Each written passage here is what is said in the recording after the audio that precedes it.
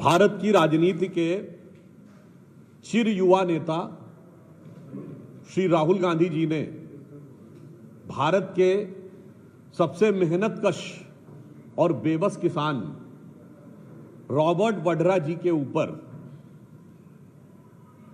जो विधिक कार्रवाई चल रही है उस पर प्रतिक्रिया करते हुए अपनी कुंठा की अभिव्यक्ति की है।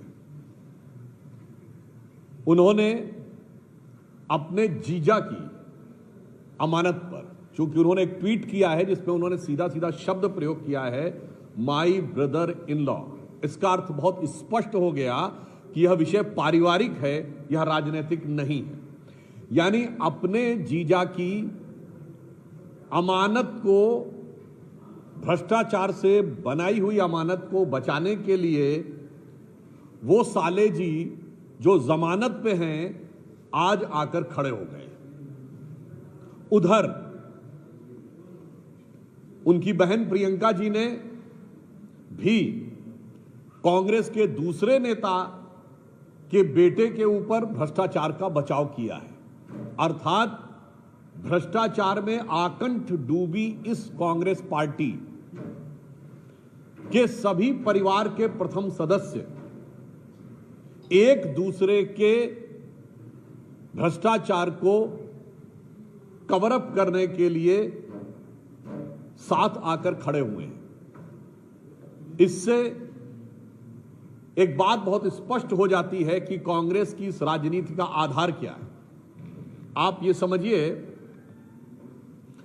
भाई राहुल लोकसभा में, माता सोनिया राज्यसभा में, फिर बहन प्रियंका लोकसभा में, और सारी जमीन जीजा रॉबर्ट वड्रा के पास, परिवार के पास सारी सत्ता और ताकत हो जाए पूरी, इसलिए समाज में हर मुद्दे पर बंटवारा करना है जरूरी।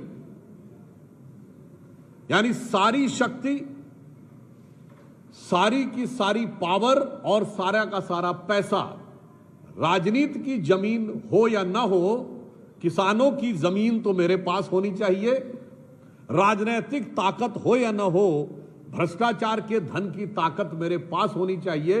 और इसके लिए भारत के समाज को अगर क्षेत्र में बांटना है, उत्तर दक्षिण में, तो वो बांटना जरूरी है, भाषा में बांटना है तो वो बांटना जरूरी है, और जातियों में बांटना है तो वो बांटना जरूरी है। अतः हम भ्रष्टाचार में आकंठ डूबे कांग्रेस के प्रथम परिवार से पूछना चाहते हैं कि यदि आपका पारिवारिक मामला था तो इस पर राजनीतिक आरोप आप क्यों लगा रहे हैं। बहुत स्पष्ट है, हम आपकी भावना का सम्मान करते हैं। मुझे पता है कि परिवार ने बहुत सारी जो संपत्तियां अर्जित कर ली होती हैं तो उनके साथ कष्ट होता है, पर मेरा सीधे सीधे कांग्रेस पार्टी से सवाल है कि श्री राहुल गांधी जी ने जो ट्वीट किया है वो एक व्यक्ति के रूप में किया है या नेता प्रतिपक्ष के संवैधानिक पद के रूप में किया है, या नेता प्रतिपक्ष के संवैधानिक पद का दुरुपयोग अपने पारिवारिक गुनाहों को बचाने के लिए किया है। धन्यवाद। एक सवाल है, कांग्रेस पार्टी जयराम रमेश सब सवाल उठा रहे हैं। ट्रंप ने फिर से जो कहा है, तो ट्रंप ने कहा है कि प्लेन गिरे थे, मैंने प्लेन को चक्कर में जो है युद्ध बंद करवाया। कांग्रेस पार्टी सरकार पे हमलावर हो रही है, कह रही है कि हम ये कब से कह रहे हैं और सरकार इस पर जवाब क्यों नहीं दे रही है। तो अपने देश से ज्यादा ट्रंप पे अभी भी विश्वास है कांग्रेस। देखिए, ये नहीं है समस्या। कांग्रेस पार्टी के साथ ये है कि उन्हें हर श्रेष्ठ चीज में नकारात्मकता देखनी है। आपने देखा कि भारत ने एक बड़ी विशिष्ट कूटनीतिक दक्षता हासिल की के द्वारा जब टीआरएफ को प्रतिबंधित घोषित करवाया। आज चाइना ने भी उस मुद्दे के ऊपर आलोचना कर दी है, आतंकी हमले की। मगर अफसोस की बात यह है, जो सबसे ज्यादा विदेश घूमते हैं उन्हें विदेश नीति की समझ नहीं है, और जो विदेश नीति को सर्कस कहते थे, मुझे लगता है उन्हें अपने दिमाग के सर्किट को चेक करने की आवश्यकता है। सर, सेशन की पहले एनालिस्ट की बैठक हो रही है, आप पार्टी इसमें शामिल नहीं होगी, कैसे देख रहे हैं मुद्दों पर, ये सेशन में क्या क्या रहेगा मुद्दा, उसमें प्रिपरेशन? अभी तो संसद का सत्र 2 दिन दूर है, तो अभी जिसे कहते हैं ना कि पूर्व संध्या है, और उसी में इंडी गठबंधन के अंदर तकरार और बिखराव दिखाई पड़ रहा है। आम आदमी पार्टी ने कह दिया है कि वो अब इंडी गठबंधन से अलग है।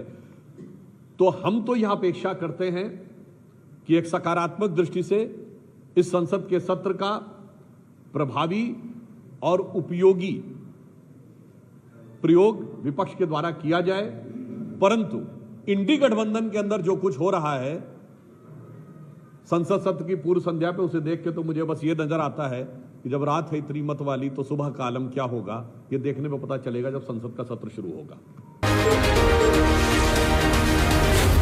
जी न्यूज़।